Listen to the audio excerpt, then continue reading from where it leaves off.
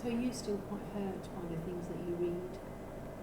Well, a lot of the rubbish I don't read, to be honest, because as Jerry said, you have to question the motives of people like that. People who want to insist on something without evidence, people who want to bring, you know, more pain and suffering to a family who are already vulnerable, who are already suffering. You really have to question those people, and I don't value their opinion, you know, because I wouldn't behave like that. So, you know, you can't be, you know, distracted from what is important, which is Madeleine, by people like that. The majority of people are good people, they're the quiet majority, and I strongly believe they're the ones that want to find Madeleine. And you're appealing for more funds. What happened to the money that you had previously? There's around, I understand, 350,000 left. What happened to the previous money that was donated? Okay. I think the first thing to say is that the priority today is very much about asking the public to help us with a petition to get the government to do more. We have been fortunate, although it's not helped us get what we want, by having a fund, and the fund was set up in response to people offering money, and it was set up properly, and the fund is very accountable. It's independent auditors. We have a fund administrator who's got lots of experience, but the vast majority of the money in the fund's been spent directly on search fees. It's obviously supported other things, awareness campaigns. We have a part-time coordinator now. We have a media liaison to deal with things like this here and in Portugal and trying to get our messages across. But most of the money, the vast majority of it's been spent.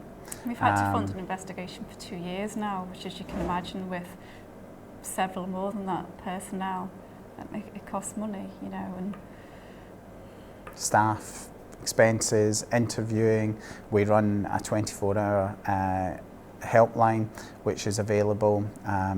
We run a website that costs money, updating it, communications, you know, all of these things do add up, and without having the fund there wouldn't be a meaningful search today. You've also spent money on your own investigators, as you said, and there have been reports that some of these detectives have taken money but they're not delivered. They're dodgy detectives, if you like.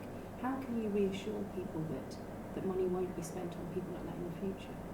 Well, we've very much had, for the last 2 and a bit years, with a Dave Edgar, who's a very experienced detective who was near retirement. He's been working with us. He's very much accountable for the spend. He feels he can justify every penny. But at the same time, I hope public realise as well, as directors of the fund, and particularly when we were Arguido and there was no search going on, that it was incumbent upon us to continue a search in very, very difficult circumstances. So we have made decisions along the way which have always, we felt, been in the best interest of the search to find Madeleine. And we're very accountable. All the expenses are there, receipts, and we've got quite a tight-knit team working on this. But we need them. Without it, there will be no one there to go and interview people and follow up leads. But what about some people might say that the judgment of the trustees is sometimes questionable because you have employed people like Kevin Halligan, who's now facing extradition. Well, you know, we're doing the best in very, very difficult circumstances. I think that's key. We always take advice. Due diligence is done, references are sought, and you know, the fund is accountable, and as directors we're responsible for making those decisions.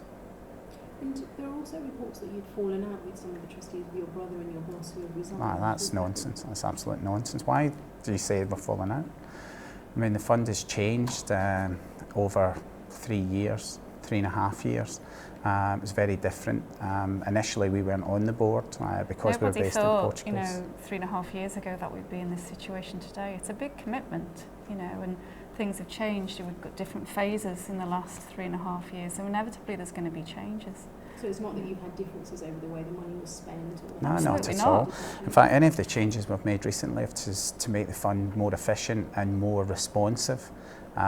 Kate and I always feel, you know, there's still an urgency. It doesn't get easier, and we don't need a large board as such. We're trying to run the fund like a small business in many ways, so that it's focused and that the directors, by and large, are hands-on and responsible for certain areas. Kate and I are integral to all the parts of it. We've got legal advice, we've got specialist media liaison, etc. We've got a retired accountant, and we've got Kate's uncle who is there and is a good governance sort of person. So all of these are taken on board, and we've got a very experienced fund administrator as well. Have you talked about the petition? Yeah, I was just going to ask you about Yeah. that. So, I mean, you've mentioned the petition already. Just how many signatures are you hoping to collect? What are you asking people to sign for? What's the point of the petition? Well, the whole point is to call on the governments, both the UK and the Portuguese government, to do more in the search for Madeleine. And the first thing we feel that fundamental is that they undertake a complete review of the case. Preferably it should be independent, and we want transparency as well. And we're asking the public to help us in that regard. And in terms of, you only have 350,000 left now. How long do you worry that you can keep going on for if you don't get more donations? Well, we're always, as directors of the fund, we're always looking at that, because one of the remit is for us to fulfil the objectives of the fund, and the fund is to try and find Madeleine and bring those responsible to justice. So there's always an agenda item about finances, and we need to look at that. We've done other fundraisers in the past, and we'll keep looking at that.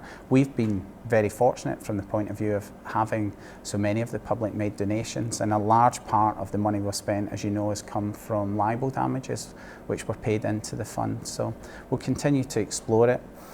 We certainly need to be looking at income generation over the next months. There must be a huge pressure on you knowing that you've always got to look for money though. Well, because you say, I mean, we'd love nothing more to find Madeleine, and then we wouldn't have to worry about that. You're absolutely right. Our focus is in search for Madeleine, and without the authorities conducting that, then the onus is on us, and we don't think that's right. The onus should be on the governments to do more. We'd love to give that pressure away. You're right. And you mentioned the libel trials. How do you feel now that Amaral's book is going to be on the shelves here? Yeah, so, well, as we've already alluded to, anyone who wants to convince people that Madeleine is dead without evidence to support it, their motives have to be questioned. But today the focus is on asking the public to help us petition the governments to do more. Do you feel that you should be chasing libel action? Some people might say, why don't you just leave all the libel stuff to one side? Why try and silence your critics? Well, obviously we've talked about this in great detail previously. The reason why we had to take action was because we strongly felt it was damaging the search to find Madeleine, and as Jerry's just said, that is our ultimate goal, is to find Madeleine. And just finally, can you update people, where are you now? I mean, recently you went over to Germany, you translated all your literature into German, so can you update people, where are you now? Have you got any new leads? What's happening with your investigations? Well, I mean, I'd like to say to you that we did have some hot leads, but I mean, the very fact that we're calling for a complete review to identify further areas for investigation is telling you that, more needs done. All the information needs to put onto one database, because that may be the way that we find the key bit of information, a missing piece of the jigsaw. So at the moment you're worried that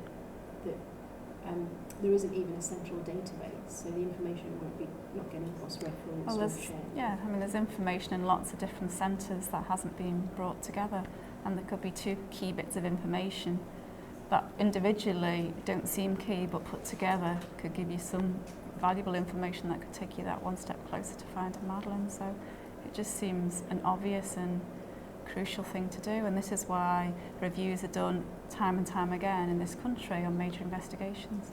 So you must be frustrated that the government has carried out a scoping study into whether there should be a review, but then no action has been taken. Yeah, I mean, that's what we're asking for. We want to see what action, we want metrics, we want deliverables, and we want the government to do more. Madeleine's a British subject. The government should be doing more to look out for her best interests. And just wondering, how can people sign the petition? Is it on So it's on the iPetitions website, so it's www.ipetitions.com and then /petitions, but it's quite a complex link. We'll put it on our website. Thank you.